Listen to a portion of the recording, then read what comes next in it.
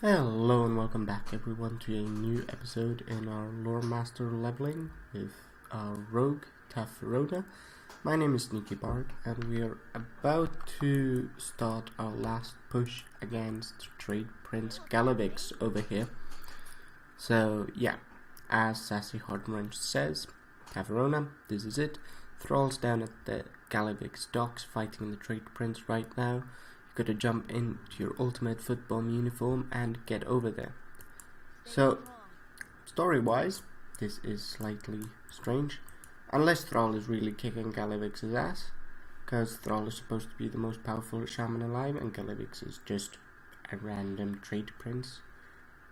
So, he shouldn't have much problem at all, but apparently he needs our help. Oh, we can't damage these targets, but then again they are only missing us when we fight. Oops. We are going in the tradition of this channel. We are already going in the wrong direction, so let's look at the map and actually go over here to and see where we can help Thrall. Looking by the lightning over there, they might be on the upper side of this deck, or wharfed or harbor. So there's Agra and there's Thrall. Let's go and give him a hand. Alright, here we go. We stunned him. I see the trader is here to rescue you. Here's some of that hula back that I took from you. Bow to me or fall. Oh, he managed to stun Thrall apparently, or downsize him. Burn down my headquarters. Now I'm going to burn down you. You could try. Anyway, this is basically like Robot Wars, or what was that show called that I used to watch when I was younger, where they just built robots that had to battle against each other. In that sense, this is definitely a fun sort of quest, and very goblin-y. And let's see, we're having him at 50% health, so this should go down very well, since he only has us at 73. There we go, stun him. Well, now he downsized us instead.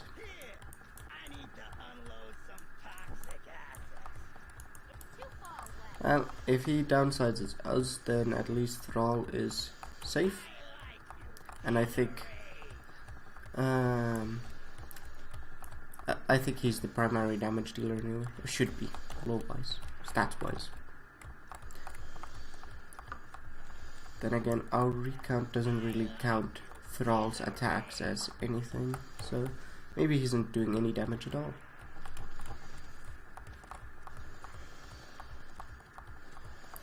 But we will get there. There we go. We won. Uncle, I give. You guys are too much. I'm beaten. You've shown me the error of my ways. From here on out, I promise to reform the way the cartel is run. Yeah, sure. I'm your goblin, Thrall. What would you have of me? Thrall. You will remain the trade prince of the Bilgewater cartel. I will send a representative from amongst your people to the new war chief, Garrosh Hellscream, in Orgrimmar. You will have a new home in Ajara, and the Bilgewater cartel will become a part of the Horde. It will be as you say. Long live the Bilgewater cartel for the Horde! Not sure if I like this. I mean, we were going to be part of the Horde anyway, we knew that. That's not the part that I dislike. It's simply that it seems very short-sighted of Thrall. Just to say, okay, you're going to be part of the Horde, I'm going to give you a new home, and you will stay in charge, and I just believe when you say that you're changing the way you run the cartel. Then again, Thrall was always willing to give people a second chance, so that does certainly fit in with his way of doing things. So yeah, that could definitely explain it. I mean, there's no way he and Jaina, for instance, could have been friends for so long without them being able to square things out. You did it, you did it. We're safe, Tafrona. So great, now we're handing in the last quest of the starting zone, and we're also getting a level while we're at it. There we go. And let's speak with Thrall at Galwick's docks on the Lost Isles, and oh, we are graced with our first rare. Oh, we got shot there as well, with the rocket boots. We get our first rare item while doing so. So let's also put the stopwatch so I know what time it is. So what do we want? Do we want bracers that give us 1 more agility or stamina? No, we do want the legs. They give us twice the amount of stats, or twice the amount of benefits in terms of stats, or increase. There we go. That was the word I was looking for. Increase. The goblins and the horde have accomplished too much together to part ways now, Rogue. I intend for the Bilgewater cartel to become part of the horde. Yes, you told us that. I have something that I want you to deliver to the new war chief. Give this package to my Dogsby friend on the docks at the Bladefist Bay in Durotar. She will help you to get into Orgrimmar safely. Speak with Sassy Hardwans on the ship when you're ready to set sail. Until we meet again, Aka Magosh. A blessing on you and yours, Tafrona. Alright. So we have a sealed package, which is sealed up pretty tightly, but something metallic rattles around inside. What could it be? So let's pick the Sassy and set sail. And here we are. Loading screen and probably a cutscene after that. Maybe. As I said, this is the first time I'm playing Goblins, so maybe there's no cutscene. I don't know. I'm as clueless as some of you are in regards to this matter. Not in general. Okay. So there we have Kalimdor, which is where we're going to also... Oh, no cutscene. Where we're also going to play for our 1 to 60 experience. So there we have a Dogsby, a loyalist. We're giving her the package. I know who sent you. He'll be giving you something to deliver to me, yes? Yes. So the Dogsby, a loyalist, opens the package and reads the letter within. As she finishes the note from Thrall, a hint of a fanged smile appears on her face. Yes, you take this directly to Sarfang inside Orgrimmar. Yes, horrible accent. I will try not to do it, but it's difficult. Be sure to let him know that the package be from Thrall. Take me, Raptor. Hurry, little one. There be no time to waste. Stay away from the voodoo. Alright, we get a new mount experience, this time with a Raptor. So we delivered the SI7 emblem. So it told us it is the SI7 emblem to High Overlord Sarfang at Grommash Hold in Orgrimmar. So those of you who don't know, now we're getting into some really big lore stuff. High Overlord Sarfang is the guy who was in charge of the opening of Ankh-Raj, and he's basically a renowned Horde warlord, both of the old Horde, the corrupted Horde, and the new Horde. And when we get into Northrend, we will also meet his son, who is promptly going to get turned into a raid boss. But more on that later. So the way we're supposed to see this interaction is essentially these are two very old lore heavy characters interacting with each other in the form of Thrall and Sarfang, and they do have a history together where Sarfang was something of Thrall's second in command. He was also the person who used to stand around here in Orgrimmar where we just passed, so where you've got the Brewfest banner, and basically remind people to keep the peace, or he would crack their skulls. There's also a bunch of Chuck Norris jokes regarding him. And also, if you can hear that hovering or hoovering sound in the background, that's my flatmate hoovering, so that should stop soon. But for the time that you are hearing it, or if you're hearing it, I'm sorry about that. So let's go and return this quest first though. So this is Gromash Hold. Used to be in the back of Orgrimmar before, but now it's more easily reachable as it's at the front. Also, I don't get lost on the way to it, which is always nice. So here we have Sarfang. What is this, goblin? You're not from these parts? No, I'm not. This is from Thrall. Sarfang rubs his chin in thought. Understand the meaning of this clearly. There are other goblins that are working in Ajara that you could visit and get your bearings. Sarfang points to Gobber. We found this one wandering the city, and he seems to recognize you. Might want to go with you. From this day on, you and the Bilgewater cartel are one with the Horde. Alright, so we get a vest that gives us some bonuses. Your people are working on the terraforming of Ajara. The land will be remade in the image of the Horde, so that all will know that Kalimdor belongs to us. Go north through the city. On the far side of the Valley of Honor, you will find the Orgrimmar rear gate. Report to Labor Captain Grabbit outside the gates. For the Horde. Yes, for the Horde. So let's equip our newest item. Here. Great. And here's a quest with the Earthen Ring. So what we could do is, this is basically giving us options now where we want to quest. Here in Ajara we have 10 to 20, but we also have the Northern Barrens from 10 to 20. And the route that I've planned out is actually sticking to the north of Kalimdor first, so go to Ajara. Then from Ajara, once we're 20, we go to Ashenvale. But then we don't progress from Ashenvale to Stone Talon Mountains. The story kind of tries you, or wants you to do that, but I've had enough of Stone Talon Mountain, so what I'm trying to do here is, let's see if I can find it. I'd like to go either on a quick visit to no, not Outland, who's staying in Azeroth. Quick visit to, where is it?